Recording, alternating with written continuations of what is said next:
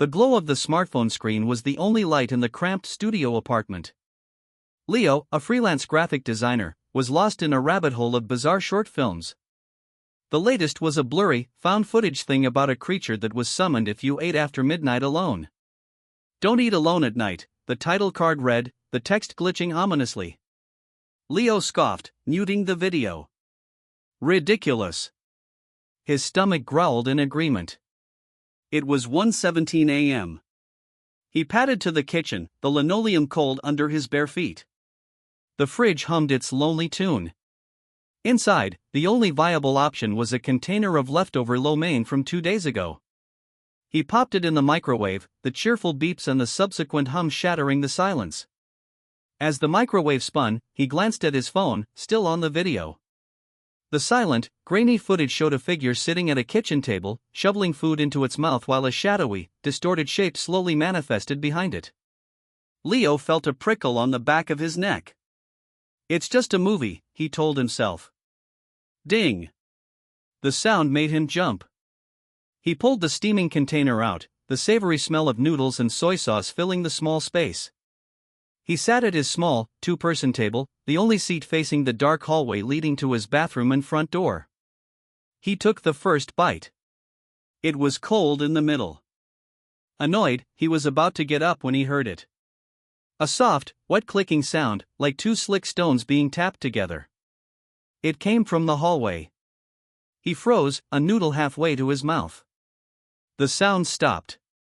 Probably the pipes, he whispered to the empty room, the sound of his own voice doing little to comfort him. He took another, more hesitant bite. Click. Click clack. This time it was closer. Just at the mouth of the hallway. Leo's heart began to hammer against his ribs.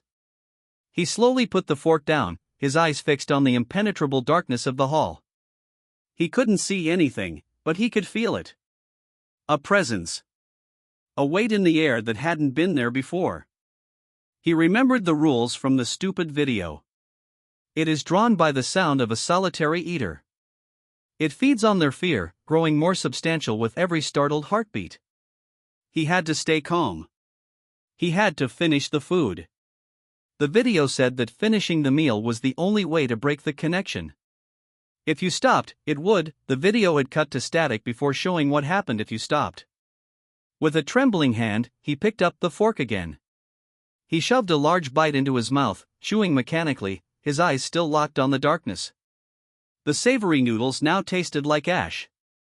Click clack. Shuffle. Something was moving. Not walking, but dragging itself across the floor. He could hear a soft, wet dragging sound accompanying the clicks. A shape began to coalesce in the darkness. It was tall, impossibly so, its head brushing the top of the doorframe. It was thin, a wraith-like silhouette, but its limbs seemed wrong, too long, too jointed. Leo's breath hitched. He forced another bite, tears of terror welling in his eyes. The thing in the hallway took a slow, lurching step into the dim light cast by the range hood. It had no face. Just smooth, pale skin where features should be. But from the center of its head came that same wet clicking sound, which he now realized was a horrible mockery of chewing. It was hungry. It took another step, its long, spindly arm reaching out, fingers, too many fingers, uncurling towards him. This was it. He was going to die over cold lo mein. Finish the meal. Finish it. With a final, desperate act of will, Leo grabbed the container and shoveled the last of the cold noodles into his mouth. He chewed and swallowed, nearly choking in his panic.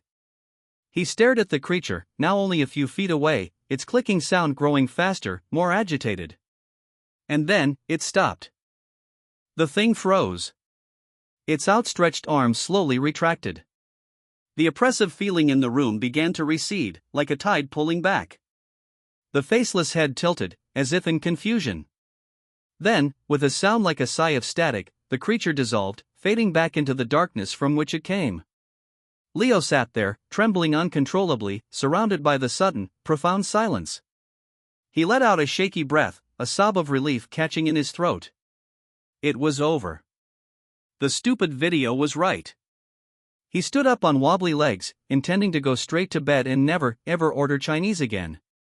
As he turned to put the empty container in the sink, his foot kicked something that skittered across the floor. It was a single, lone noodle. He had missed it. From the pitch-black hallway, the wet, rhythmic clicking immediately started again. But this time, it wasn't coming from the hall. It was coming from directly behind his chair.